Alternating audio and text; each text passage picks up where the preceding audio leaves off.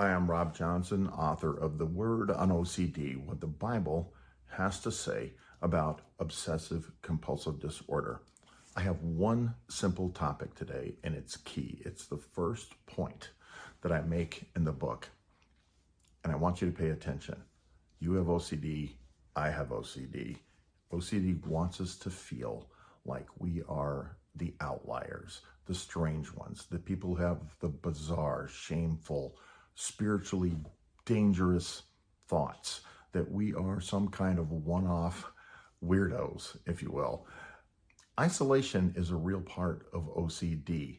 And while we're thinking about how strange we are, the Bible pushes back against that in a couple of ways. In 1 Corinthians 10:13, the Apostle Paul, writing to the Corinthian church, tells them that no temptation has overtaken them except what's common to mankind. Now think about that. OCD is not a sin, but it is filled with temptations to think things, to do the corresponding obsessive behavior, the compulsive behavior. So what Paul's telling us is that we aren't the only ones. There is no temptation known to mankind, including OCD temptations, that is not common to everybody, okay? That's important. And then in 1 Peter 5:9, the Apostle Peter backs that up. He's writing to a suffering church, and he tells them that the entire world of Christians is suffering similarly. They thought they were the only ones. He's telling them, no, you're not. You're church people.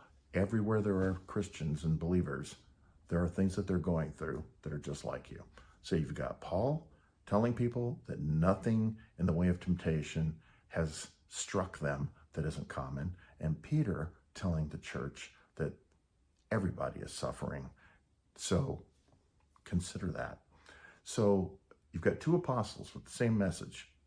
You're not unique. You're not weird. You're not a one-off. You're a part of a big group. Now, let's put some numbers on that big group. And this is pretty compelling. Okay, here you are sitting here with your OCD. I'm sitting here with mine. And let's just talk about America. In America, 1.2% of people say they have OCD. Okay, 1.2. You think that's not a very big number. Think about how big the country is. That translates to 3.5 million people. Get your mind around that. 3.5 million of us who all think we're the only weirdo. That's amazing. And then add this, 64% of Americans claim to be Christians. Now, bear in mind, this book talks about Christians and Christians who have OCD. Christians who have OCD. In America alone, that is a group of 2.8 million people. I find that amazing. I have 2.8 million people suffering from the same thing I do in the United States alone. I have no idea what happens when you add 8 billion people worldwide to that. What does that mean? You're not a one-off. You're not sitting there by yourself. You have company. You are part of what I'm part of. Here's something really cool. I always envision OCD as an entity, a thinking, malevolent force that wants you to lose your mind. It's awful. That's strong language. But in 1 Peter 5:9, where we talk about the worldwide church suffering, right before that, in verse 8, he uses a lion analogy. He says the devil is a roaring lion going around looking for someone to devour. And he is. So is OCD. It's very similar. Now, you know how lions hunt. You've seen the nature shows. You know that they lay in the grass and they look at a herd of animals, zebra, gazelle, whatever. And what they don't want to work any harder than they have to. You know, they want to take the easy pickings because what they want is to eat, not to hunt. So they watch the herd. They see the one that's straggling. They see the outlier. They see the one that gets distracted and wanders off. That's the one they want to kill. And OCD tries to do the same thing. It wants us to think that we are unique, that we are so different, that nobody could possibly understand us. I want to bring you into the herd, into the fold. You are not an outlier.